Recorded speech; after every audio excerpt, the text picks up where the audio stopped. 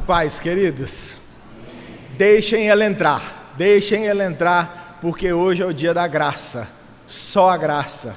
Vocês têm estudado aqui, durante esse mês, 500 anos da Reforma, só Cristo, só as Escrituras, só a fé, só a graça, só a Deus toda a glória.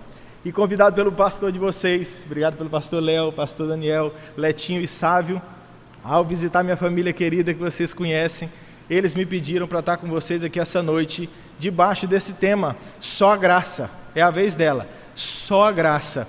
E eu perguntei para o pastor Sávio, teria algum livro, estava no coração de vocês meditar alguma coisa? Ele falou, a carta de Judas. E a hora que eu comecei a reler a carta de Judas, com esse anúncio dele, de falar sobre a graça, logo no começo da carta, eu tenho muita dificuldade em expor passagens longas.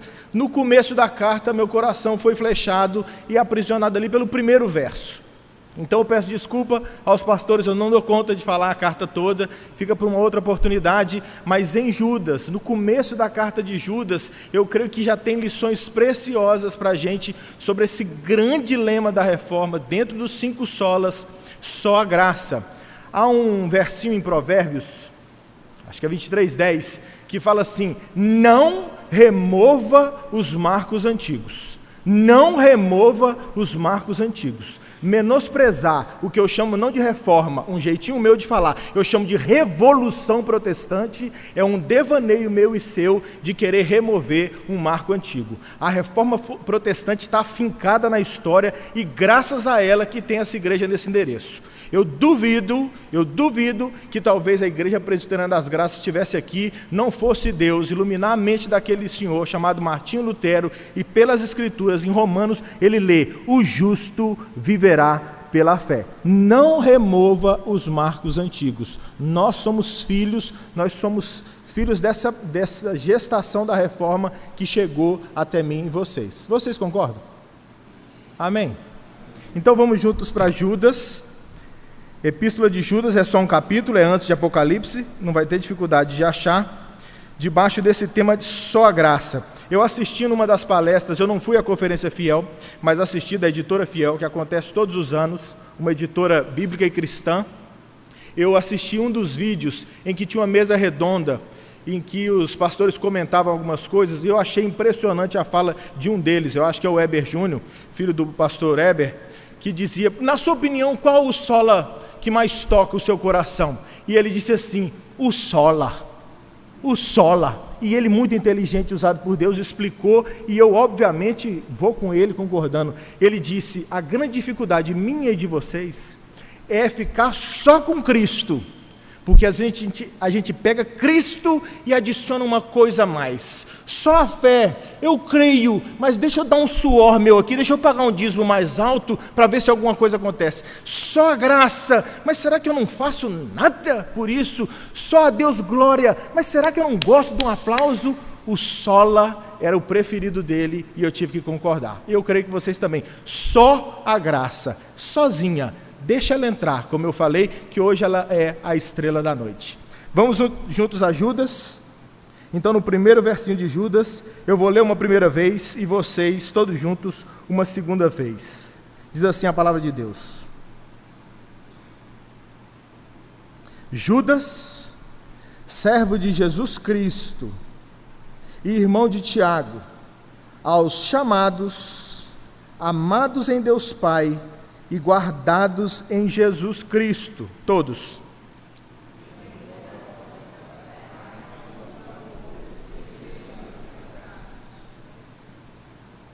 Vocês leram meio com eco, uns começaram e outros terminaram, talvez sejam as versões diferentes, eu quero convidá-los para juntos, a gente lê mais uma vez, 1, 2, 3 e já.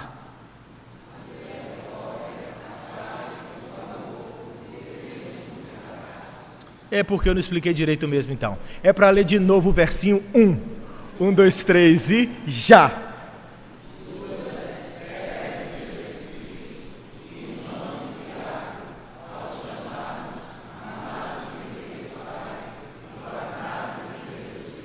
Amém. Vamos orar? Meu Deus querido, Pai amado, só o Senhor sabe, Pai. Só o Senhor sabe o quão eu não deveria estar aqui essa noite, Deus. mas em obediência ao Senhor, eu me coloco aqui, Deus, para anunciar o teu poderoso evangelho. De igual sorte, só o Senhor sabe como é que estão meus irmãos aqui essa noite. Quantos deles não estão precisando do teu abraço gracioso, Pai? O Senhor, Deus Pai, que com as duas mãos, o Filho e o Espírito Santo, pode nos abraçar essa noite, Pai. Deus, visita esse lugar em nome de Jesus, é o nosso clamor. Explica para a gente esse assunto, Deus. Passeie entre nós essa noite, para que a gente ouça a Tua voz e entenda mais do que é só graça, Deus. Ela só em Cristo Jesus. Essa é a nossa oração no nome dEle, o nosso grande Senhor e Salvador, Jesus Cristo. Amém.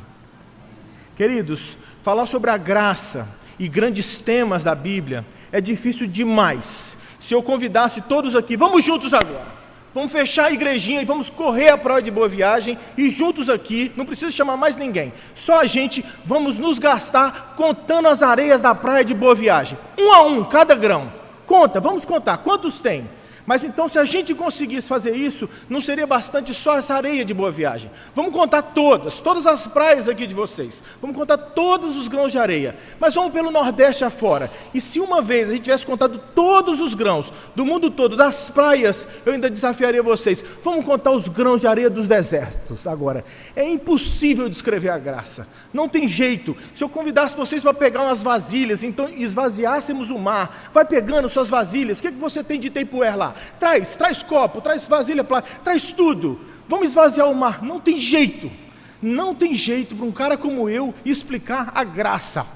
Não tem jeito de explicar a graça. Mas a gente pode tentar, de tudo que Deus nos falou sobre a graça, tentar de alguma forma passear por esse tema essa noite. Mas eu confesso a vocês que se eu pudesse, dizem que o tempo tem asas, eu pegava um facão nessa noite e cortava as asas do tempo para poder gastar tempo com vocês, meditando em vários versinhos das Escrituras, porque é difícil demais falar sobre a graça. Não essa letra como quem faz uma eutanásia em letra morta, mas a letra viva. Essa é a palavra viva e eficaz de Deus que fala para a gente sobre a graça e a graça só. E nesse versinho dessa manhã, ainda sem entrar especificamente nas lições que eu queria tirar dele, eu pensei em tentando explicar a graça, como que a gente poderia explicar? E eu me lembrei daquele episódio, daquele espetáculo, vocês devem se lembrar, Os Miseráveis. Quantos aqui conhecem essa obra? Os Miseráveis.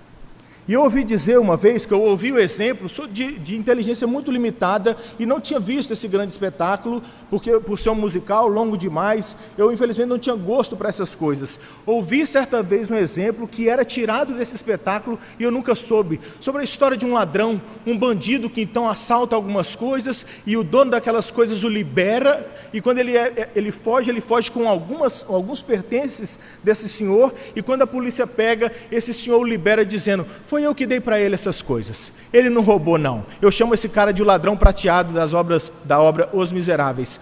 Pensando nisso, eu quero convidar um invasor, um bandido, para entrar na sua casa.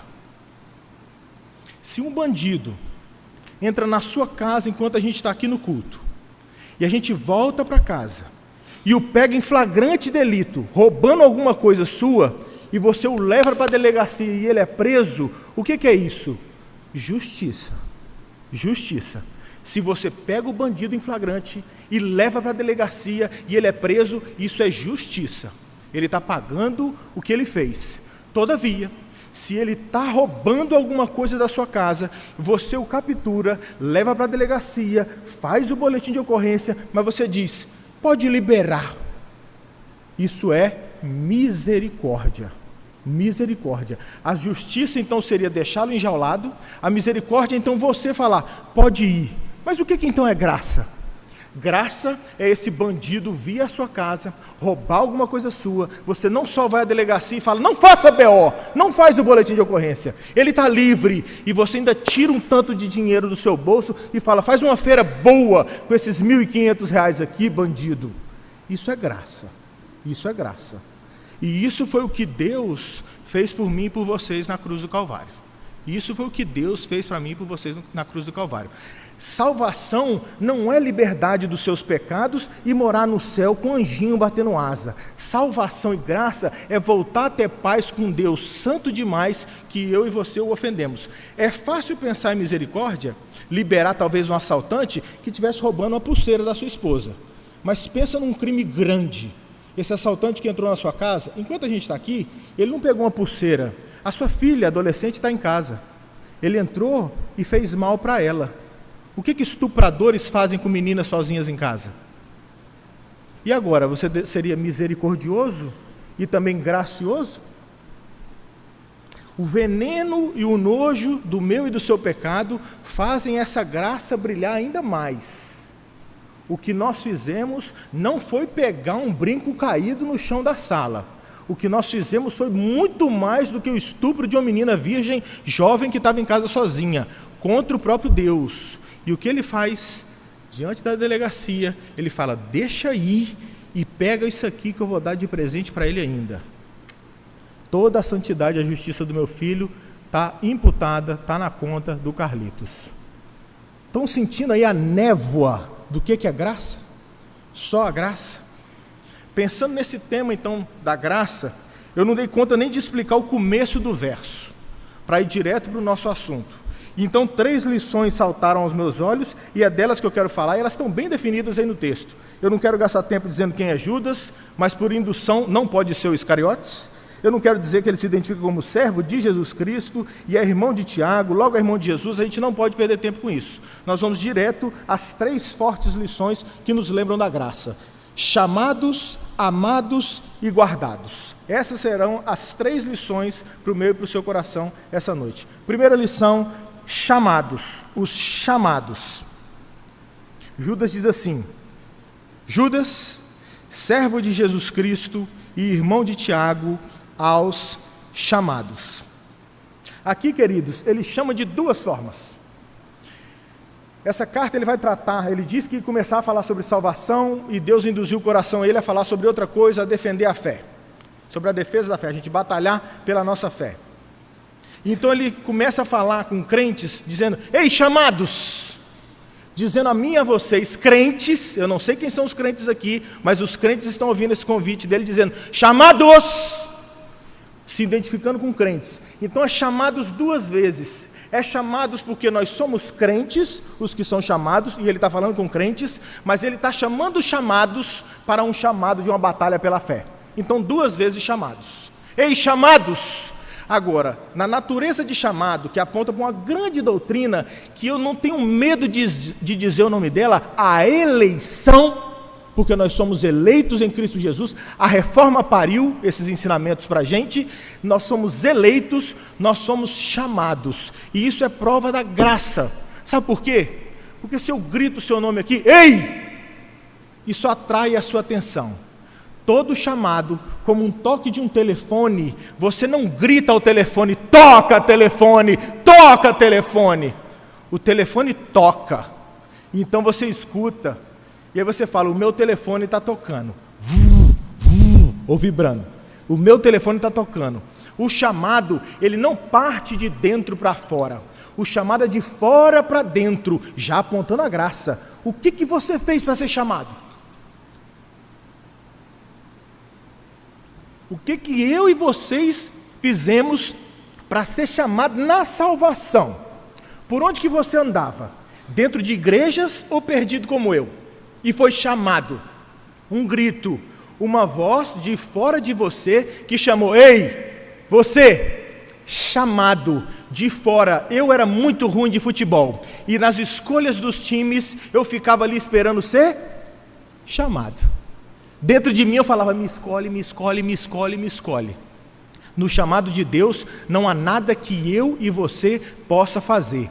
É a palavra que diz que nós somos chamados, vem de fora para dentro, e esse chamado é irresistível. Eu não sei se vocês conhecem, eu gosto demais dele, e escuto, e leio, não escuto, perdão, mas leio muito, porque não tem nada gravado que eu saiba dele, Charles Spurgeon. E então, ouvindo, e uma vez lendo sobre a história dele, eu ouvi como é que ele foi ganho pelo Senhor Jesus, para a salvação, como é que ele foi chamado.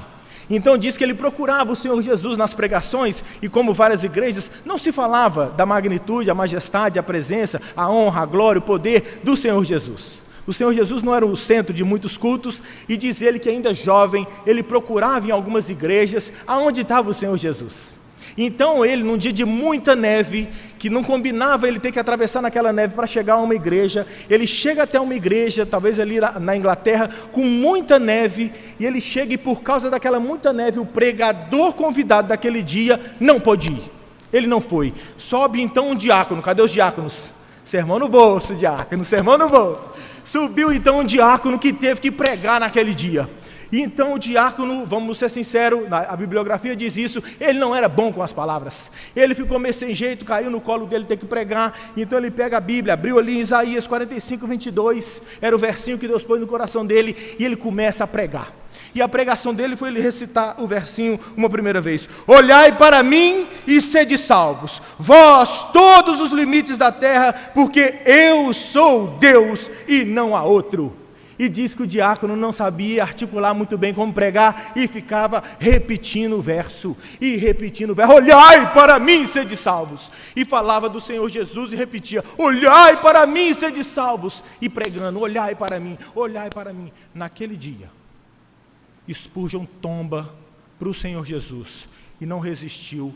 Um dia que um sapateiro estava pregando no lugar de um pregador eloquente, lendo e repetindo um versinho das Escrituras que diz: olhai para mim e sede salvos.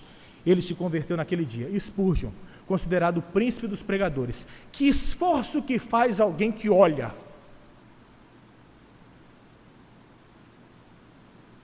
Aqui vocês distribuem um sopão. Lá em Brasília a gente distribui o sopão. Faz uma sopa, vai no lugar de gente carente, na rua, e dá sopa. Que mendigo soberbo e orgulhoso pode um dia falar assim: só me deu a sopa porque eu estendi a mão, se eu não boto a mão não me dá a sopa. Você dizer que você fez alguma coisa por esse chamado, por essa salvação, é tão soberbo e orgulhoso quanto esse mendigo. O que eu e vocês fizemos pelo esse chamado? O que você colaborou para ser chamado? Estão vendo a graça brilhando? Eu falei que ela era convidada especial. Deixa ela brilhar. É toda a graça de Deus. É da natureza dele vir até a gente. As Escrituras provam isso. Se Deus não se revela na Escritura, você jamais conheceria a Deus. Se Deus não decidisse que esse livro era a voz dele, você jamais conheceria a Deus. É do jeito de Deus se inclinar a mim e a vocês e falar: ei, vem para mim, e eu quero falar com vocês essa noite. Se você nunca tinha ouvido esse convite e está começando a borbulhar alguma coisa no seu coração, eu quero repetir o que o Senhor Jesus fala: vem, vem. Talvez o convite seja para você essa tarde, essa noite. Vem. Você está cansado? Você está sobrecarregado? Vem. Olha para mim, eu não preciso terminar esse sermãozinho que eu estou pregando para vocês. Vem, é o convite de Deus. Não deixa para depois, o convite é na hora. Lembre-se de Zaqueu: desce depressa e vem. O chamado pode estar acontecendo para você hoje. Você pode ser o nosso novo Spurgeon, ou a nossa nova Spurgeon. Vem, para de sofrer com as suas dores. Tem lugar para você na glória. Pode ser o convite dele te chamando: vem, vem, olha para mim e sede salvos. O chamado de Deus. Esse chamado de Deus, queridos, ele chama os mais improváveis. Os mais improváveis. Está Paulo aqui, que não nos deixa mentir, o próprio Zaqueu, que eu citei aqui, um coletor de impostos como Levi Mateus e vários outros. Eu quero abrir o meu coração aqui para vocês, de uma história muito recente que aconteceu comigo. Vocês se lembram do Mehdi Moazen, ou Med? O Mehdi veio aqui, aquele marroquino. Quem conheceu o Mehdi? Mehdi, homem de Deus, fogo na roupa, aquele menino é brilhante. Aquele menino foi chamado como? Morando lá no meio do Marrocos, da linhagem da sucessão religiosa islâmica, Deus o fisgou lá de dentro. Quem chamou? Se não foi Deus, pescou ele lá do meio do Marrocos, da linhagem do próximo Papa do Islã, tirou o Mehdi trouxe para o Brasil e virou pregador do evangelho aqui, falando daquele jeito, do graça do Senhor Jesus, que é o jeito que ele fala. E eu, como cuidador de missionários na organização que eu trabalho, eu fiquei muito próximo do Meredi, e na minha visita e caminhada com ele, eu acho que um dia eu dividi com ele uma história sobre a minha família, toda descrente. Eu também fui um desses chamados por Deus. Eu sou o caçula de 4, costumo dizer que o caçula é o melhor, e Deus também me chamou, há pouquíssimo tempo atrás, se não me engano são 12 anos, que a minha história mudou completamente. Deus me pinçou, o caçulinha da mamãe foi salvo em Cristo Jesus. Então eu notei que eu fazia coisas todos os dias, e não fazia algumas coisas importantes todos os dias, como por exemplo, orar pelos meus familiares, pela salvação deles todos os dias. Eu sou ruim de lembrança e tentei fazer uma estratégia. Eu amarrei na minha escova de dente um laço de fita, e então todas as vezes que eu escovava os meus dentes, eu lembrava de orar pelos meus parentes, pela salvação. E passei a orar em 2 aspectos. Para a minha família da minha esposinha, que são crentes, por santificação. Pelos meus familiares que são perdidos, por salvação. E assim eu fazia 3 vezes ao dia, dentes brancos e mais intimidade com Deus. Quando eu fui visitar um Med lá em Foz do Iguaçu, para gastar tempo com ele, tentando pastorear o coração dele e encorajá-lo, Med está há mais de 6 anos longe do papai e da mamãe dele. Ele não fala com o pai dele esses anos todos, tido por morto. Com a mãe fala por Skype, eu vi ele conversando com ela. Ela fala que ele está louco. Ele nunca mais comeu a comidinha da mãe dele que eu conheci no Marrocos, comidas deliciosas. Ele nunca mais comeu. Então um cara sozinho, nessa visita que eu estava com ele, eu dividi com ele essa história falando, não desiste, eu tenho um jeitinho de orar pela minha família, e contei para ele a história da escova de dente.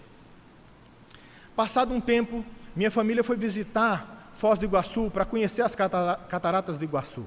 E eu liguei para o Med, papai e mamãe, Alessandro, o esposo e meus 2 sobrinhos estão indo para Foz. Você tem que conhecê-los e tem que conversar com eles, conta a sua história para eles, alguma coisa pode acontecer. Estou ali tentando fazer minha parte, anunciar o evangelho para os meus familiares, ou eu ou alguém, no caso o Med. O Med os recebeu muito alegre como ele é, fez um chá, conversaram muito, eles ficaram impactados e fascinados pela história do Med, e meus familiares voltaram. Pouco tempo depois, eu estou falando com o Med, e eu falei, e aí Medinho, vai pregar onde esse final de semana? Vou pregar no Natal. Eu falei, só no Natal? Dele, não, em Natal, no Natal. Falei, tá bom, que dia que você vai lá? Ele falou, dia tal. Eu falei, Med, eu tenho um irmão lá também, e ele também não é do Senhor Jesus. Dele, sério, cara? Eu falei, sério. Eu vou pedir para ele ir na igrejinha que você for pregar. Me dá o seu cronograma, que eu quero que eles vão lá.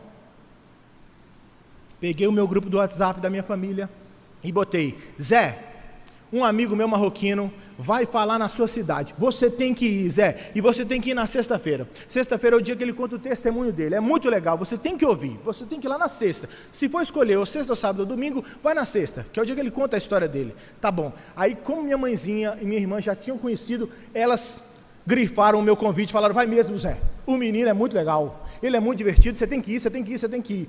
Um belo dia, de domingo, de sexta, eu estou em casa, eu recebo um vídeo curto no WhatsApp do José Osvaldo, meu irmão, estava lá na igrejinha de crente.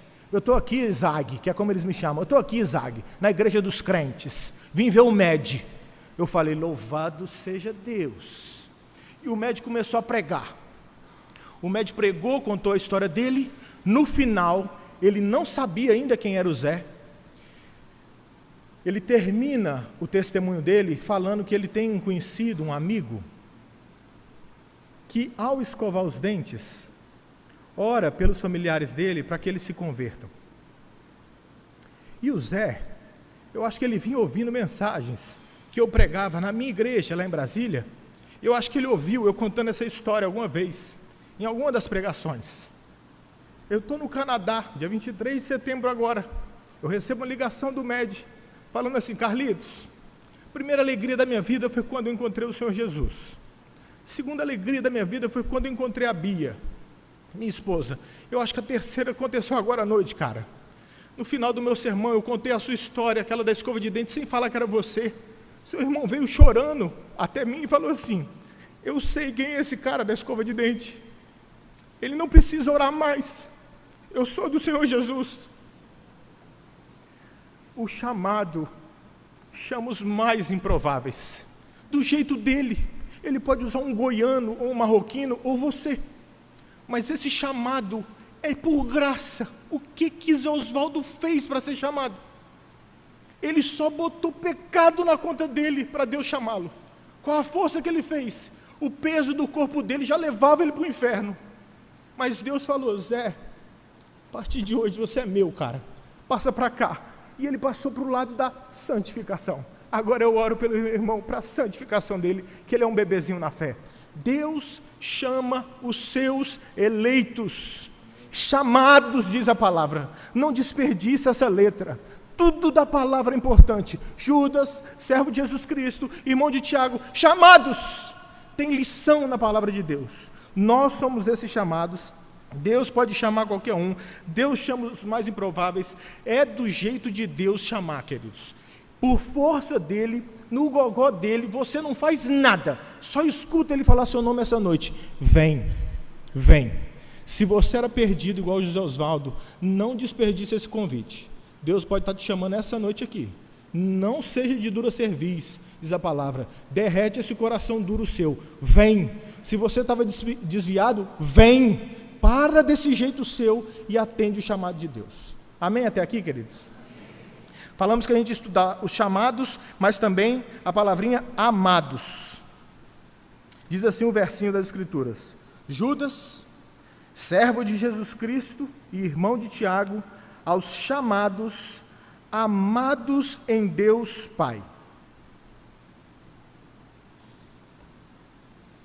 Certa vez na Noruega, eu fiz um curso lá, e eu tinha que pregar para umas crianças, de um jeito muito lúdico, e aplicar o Evangelho à vida deles. E tinha muito pouco tempo, lá eles davam muito pouco tempo, a palavra está perdendo espaço na Noruega, e aí me deram lá minutos para falar o Evangelho para eles. E eu contei uma história que eu ouvi em algum dos livros que eu li. A história usava a figura de um verme, eu usei a de um passarinho, para dizer de uma árvore grande demais. Uma árvore grande demais. E nela um ninho, lá em cima da árvore, um ninho de passarinhos. E diz que a mamãe passarinho estava lá em cima com 2 filhotes. E ela fala para eles: eu vou buscar comida, vocês não me saiam daqui. Eu vou e volto já. Diz a história que essa mãe passarinho deixou os 2 passarinhos no ninho e foi embora, voou para buscar comida. Um dos filhos, um passarinho bebê, começa a rodear o ninho e começa a esticar o pescocinho lá para baixo. Ele ouviu a ordem da mãe falando: não sai daqui. Mas ele olha lá para baixo e ficou olhando. O que ele fez? Pulou e tentou voar. A pele ainda fraca, as peninhas fraquinhas, como pelugem, não eram nem penas ainda, tentou voar, e a asa batendo em vão, caiu lá embaixo. Diz a história que garotos passavam ali, e ao ver aquele passarinho caído, garotos muito envenenados, fizeram ao redor daquele passarinho ali, como se fosse com gravetos e palha seca, um fogo, fizeram um círculo de fogo ao redor daquele passarinho, e atearam fogo. O passarinho lá dentro, buscando a própria vida, corre para um lado, se dá com as labaredas, volta para o meio, corre para o outro, se dá com as labaredas, não tinha para onde sair. Perdido ali então, o passarinho começa a se encolher, aquela chama começa a lamber já aqui aquela pelugem dele, ele ia morrer. Mas diz a história que passa um homem, enfia a mão no fogo e tira o passarinho de lá. E eu explicava para aqueles meninos que essa é a história do Evangelho do amor de Deus. Eu e vocês, desobedientes a Deus, rebeldes à lei que mandou fazer uma coisa, a gente fez exatamente outra, a gente se joga no próprio jeito de ser, eu vou dar conta, e tenta fazer o que quer. Mas Deus, já a gente galopando para a morte, Ele muda a nossa história com o seu braço forte e arranca a gente da perdição. A gente não é capaz de citar, juntos aqui agora, João 3,16, que é a maior tradução do que é ser amado por Deus? Quero convidá-los para a gente dizer, 1, 2, 3 e... Porque Deus...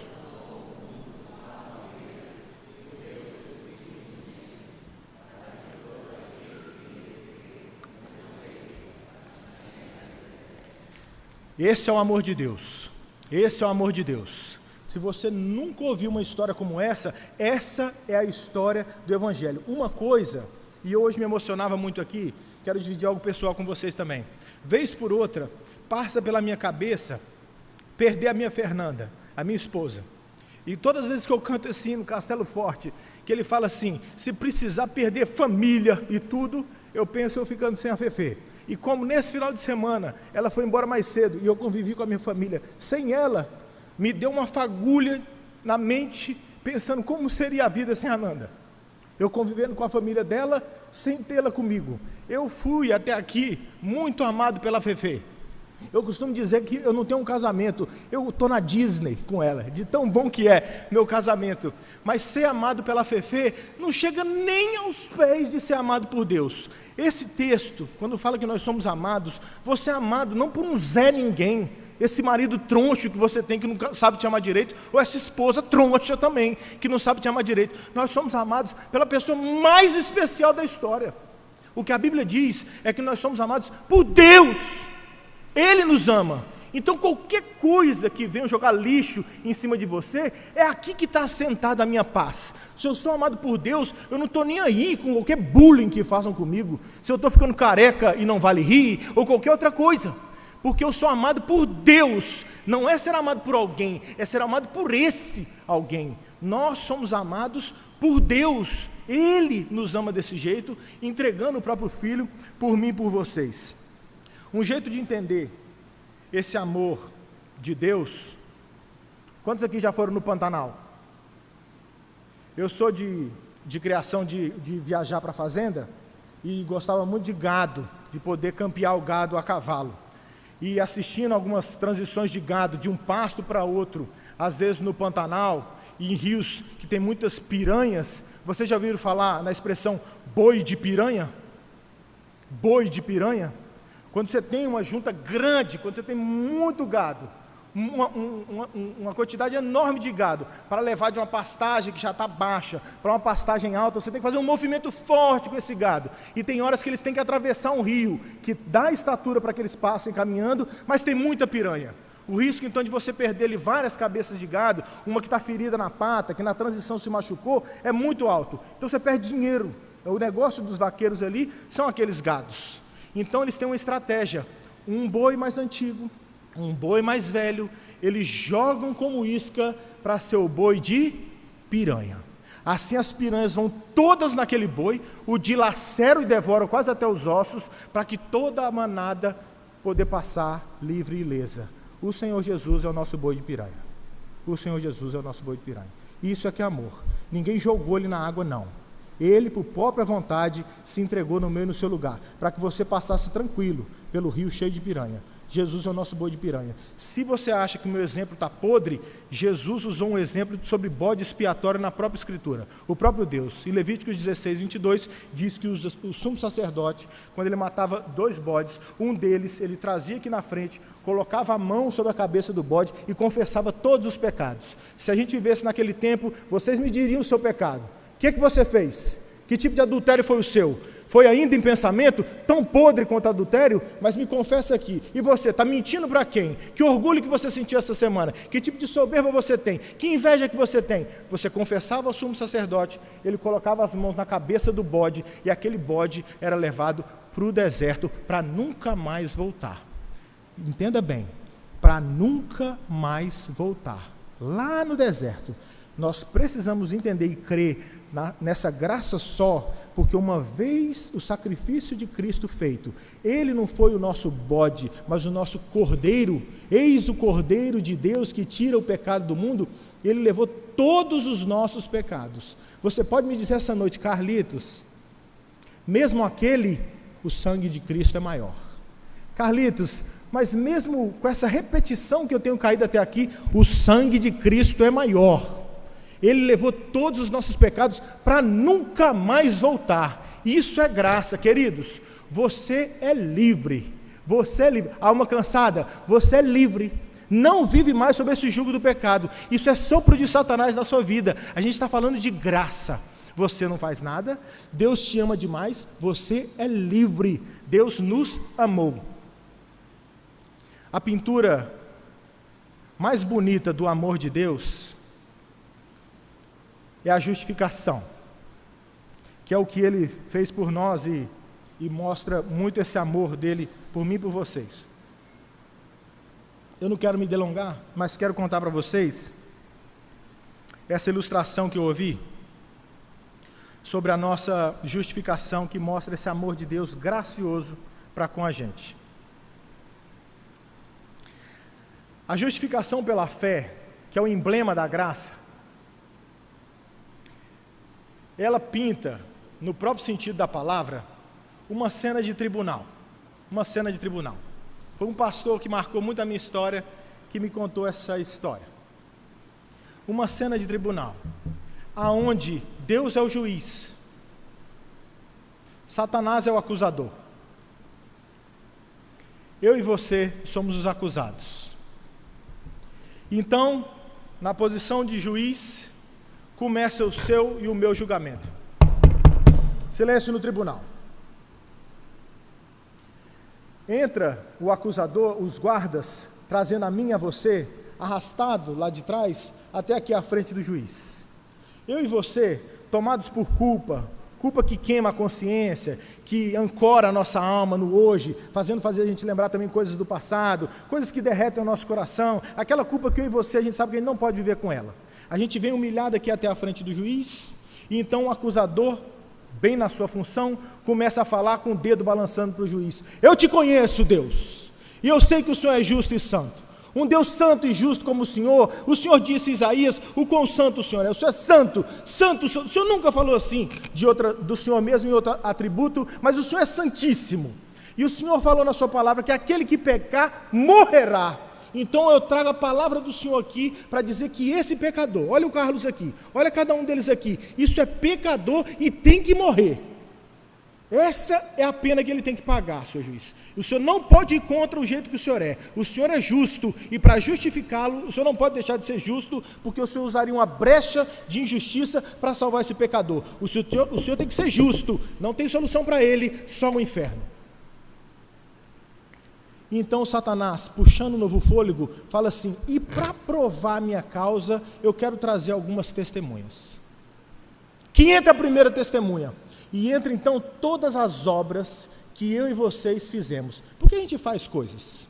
A gente faz coisas achando que talvez pode ajudar alguma coisa na nossa salvação. Achando que se você não faz devocional e não leu a Bíblia em um ano, talvez você não esteja tão bem assim com Deus. E várias outras coisas que a gente faz para poder estar bem com Deus. E Ele vai trazendo todas as esmolas, tudo que você faz, querendo um mérito próprio, querendo um aplauso próprio, ou querendo comprar um pedacinho dessa bondade de Deus que vem de graça. E Ele, ao trazer as nossas obras, o que a palavra diz sobre as nossas obras?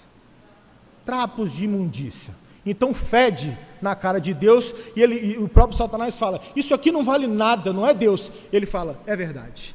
Que entra então a segunda testemunha. Então ele traz a sua consciência. Entra a sua e a minha consciência, e ao entrar a minha e a sua consciência, o que ela diz? Ela começa a entregar toda a sujeira da minha e da sua história, porque a nossa consciência não nega. Quando ninguém está vendo, você bem sabe o que está passando aí. Se esse sermão é sonolento, se a palavra te incomoda, o que você pensou da vizinha quando ela passa, todos os seus pensamentos estão agora expostos na frente de Deus. Não tem defesa. Então ele fala, depois dessa segunda testemunha, olha a cabeça dele aí. O que faz? Seria condenação. Ele fala, espera, santo juiz, eu quero trazer a terceira testemunha.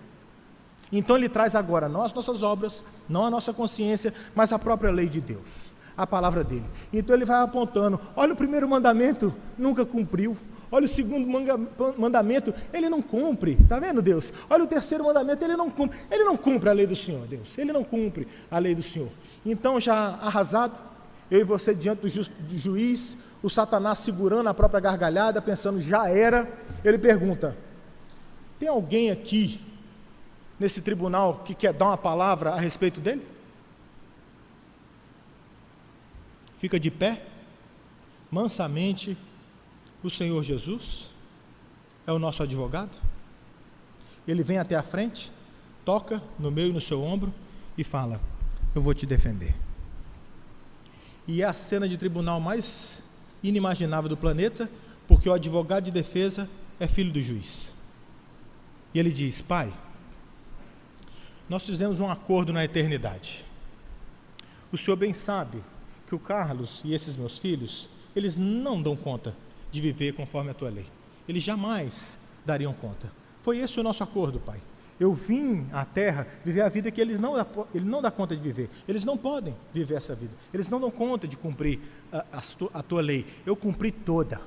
Eu vivi na terra, Pai, 33 anos desse envelope frágil, num corpo humano. Eu fui homem para viver a vida que o Carlos e cada um desses meus amados não conseguiram viver. Eu gastei 33 anos, eu fui à cruz por causa deles, Pai. Lembra do nosso acordo, Pai. Me deixe mostrar aqui as minhas costas. Então o advogado tira o paletó dele, é o Senhor Jesus, e mostra as costas dilaceradas por tudo que ele pagou na cruz. Ele mostra também a mão e fala assim: Pai, olha aqui as minhas mãos, olha aqui o meu lado. Ele saca a camisa e mostra onde a lança perfurou, mas mostra também os pés e fala: Pai, eu paguei tudo, esse era o nosso acordo, o que mais eu tenho que fazer por eles?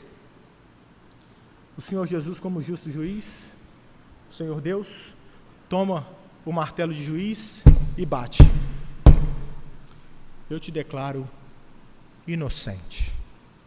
Esse é o sentido da justificação e da nossa tão grande salvação, e porque nós somos amados por Deus. Na justificação, nesse amor de Deus de graça, para mim e para vocês, Ele não só paga, é uma dupla imputação. Ele não só paga os meus e os seus pecados, mas Ele nos declara justo. Se a gente fala em amputação, é o tirar um pedaço seu. Imputação é o colocar algo em você. Então, o Senhor Jesus paga o meu e o seu pecado. Alguém tem que morrer. Ele fala: eu morri. E agora, mas para viver comigo, sem santidade, ninguém verá a Deus. E ele fala: bota a minha santidade na conta dele. Lembra o que é graça? Não só liberar do pecado, pagar a pena por outro, mas ainda presenteá-lo com algo mais. Foi isso que Jesus fez por mim e por vocês. Ele paga todos os meus e os seus pecados. Viva livre, viva livre. Não me seja um legalista moralista. Viva livre, de graça. Deus pagou e imputa toda a justiça dele na minha e na sua conta. Quando Satanás vier falar para você que você é pecador, você fala com Jesus que eu estou culpado. Eu sou lavado no sangue de Cristo. Nós somos salvos de graça. Você não precisa fazer mais nada. Amém, queridos? Me delonguei. Vamos à última lição. A primeira lição diz que nós somos chamados. A segunda diz que nós somos amados, e a terceira diz que nós somos guardados. Leiam para mim, uma última vez, todo o versinho, no 3. 1, 2, 3 e já.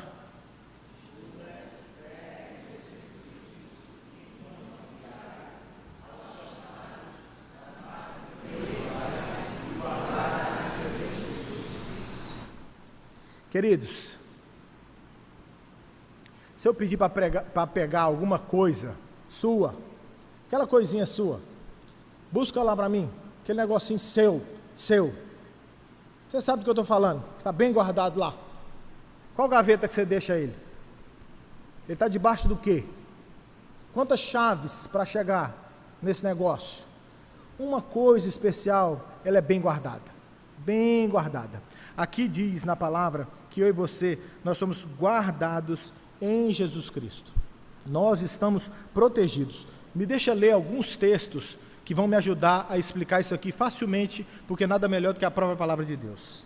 Diz assim: quem nos separará do amor de Cristo? Será tribulação, ou angústia, ou perseguição, ou fome, ou nudez, ou perigo, ou espada? Em todas estas coisas, porém, somos mais que vencedores, por meio daquele, Jesus, que nos amou. Porque eu estou bem certo de que nem a morte, nem a vida, nem os anjos, nem os principados, nem as coisas do presente, nem do porvir, nem os poderes, nem a altura, nem a profundidade, nem qualquer outra criatura poderá nos separar do amor de Deus, que está em Cristo Jesus, nosso Senhor. Você quer tentar citar alguma outra coisa que pode te separar de Cristo Jesus? Da salvação? Tem alguma coisa que você queira acrescentar à palavra de Deus, para você dizer assim: nessa lista aí, Carlitos, não separa do amor de Deus não, mas o pecado que eu tenho, o que eu fiz no verão passado, esse não tem jeito. É você, talvez insano, ao ponto de não crer nessa palavra, que diz que nada separará a mim e a você do amor de Deus? Estamos bem ou mal guardados em Cristo Jesus? Teria um sentinela melhor? Teria um cofre mais forte do que os braços de Jesus na cruz do Calvário? Nada nos separará do amor de Cristo. Isso é graça. Não há são dois lados de uma mesma moeda. Não há nada que você possa fazer para que Deus te ame mais, e não há nada que você possa fazer para que Deus pare de te amar ou te ame menos. Nada, nada. Eu tenho um amigo pastor que disse que ele já teve desavenças com o filho mais velho dele. E quando ele briga com o filho mais velho dele, o filho mais velho dele deixa de ser filho dele. Pode perder algum grau de comunhão. Não depende nem desse menino pedir perdão para que esse pai o perdoe. É pedagógico, é para o bem dele pedir perdão, mas ele não perde o grau de filiação. Todas é graça. Você já está salvo em Cristo Jesus. Descansa essa noite. Chega de sofrer, porque você está guardado no sangue do Cordeiro. Não há nada que você possa fazer que te vai fazer cair da graça, senão não tem lógica. Deus provê um Salvador, um substituto, que daqui 3 anos ou um pecado seu vai tombar você da salvação. Que tipo de salvação seria essa? Você está salvo, e salvo para sempre, guardado em Cristo Jesus. Nunca vai ter ex-filho. Você é de Deus e ninguém tasca. Ele falou isso em João: da minha mão ninguém te arranca. Eu ouvi certa vez um pastor da Conferência Fiel também, muitos anos atrás, dizendo que o próprio Deus abriu uma mão forte, botava eu e você dentro, pintava com o sangue de Jesus, e fechava, a mão de Deus fechava eu e você pintados com o sangue de Jesus, a mão de Deus fechava, e a mão de Deus, o Espírito Santo, fechava a mão de Deus, e você lavado pelo sangue de Cristo dentro da mão dele. E numa suposição, uma loucura, só uma anedota, só uma ilustração, dizia que então imaginemos que Satanás, ou um pecado, alguma coisa, começasse a abrir a mão de Deus e Espírito Santo. Uma suposição, porque ninguém é mais forte do que o próprio Deus. E abrindo a mão de Deus e Espírito Santo, ficaria só o Deus Pai e o sangue de Jesus pintado sobre mim e sobre vocês. Mas vamos só supor que então um pecado, ou Satanás, ou alguma coisa, as filosofias desse mundo, fosse abrindo a mão de Deus e expusesse agora a mão do Espírito, Deus e Espírito Santo já fora, a de Deus aberta e exposta, só você e eu, na mão de Deus Pai, lavado pelo sangue de Cristo Jesus. E então Satanás, para poder te pegar e me pegar, ele tem que atravessar pelo sangue de Cristo para me pegar e te pegar. O que acontece com todo aquele que atravessa o sangue de Jesus? A gente teria um demônio crente, irmão, porque nós estamos guardados no sangue de Jesus. Nada pode nos arrancar da mão dele, nada. Nós somos salvos por graça, não depende de você. Chega de lutar, abaixa essa espada sua, não precisa fazer mais nada. Você e eu somos salvos pela graça e bem guardados em Cristo Jesus. Olha o que diz Amós 9:9: porque eis que darei ordens e sacudirei a casa de Israel entre todas as nações, assim como se sacode trigo no crivo, sem que caia na terra um só grão. Toda a tribulação do planeta, tudo que eu e você enfrentamos, todas as lutas, todos os pecados, todos os filhos indolentes que vocês têm, todas as lutas, tudo está peneirando em você. Trigo não cai, trigo não cai, pode confiar, trigo não cai. Amós 9:9, não cai. Eu e você estamos passando por várias coisas nessa vida, mas nós estamos bem guardados. Não há vento que sopre, não há tribulação, não é nada que vai fazer a gente cair dessa peneira do Senhor Jesus, porque quem guarda é o braço do Salvador, irmão. Se fosse o meu, você está pensando com o meu e o seu braço, você está pensando num tufo de vento passando. Se Cristo que manda no vento, ele falou: acalma vento, emudece mar, ele está aqui peneirando, não há vento que sopre, ele fala: para vento, acabou, irmão, não sopra, o trigo não cai. Ele manda, ele pariu a lei da gravidade, ele fala: não cai, flutua e volta. É Cristo. Você está pensando com a sua cabeça. A ilustração é para que eu e você entenda. Nós estamos bem guardados em Cristo Jesus. Nada vai nos separar do amor de Deus. Amém, queridos? Vamos orar e agradecer a Deus por tudo que Ele é e faz, por essa noite. Vamos louvar a graça de Deus, que nos chamou, nos amou e tem nos guardado. Vamos curvar nossas cabeças, fechar os olhos e vamos orar.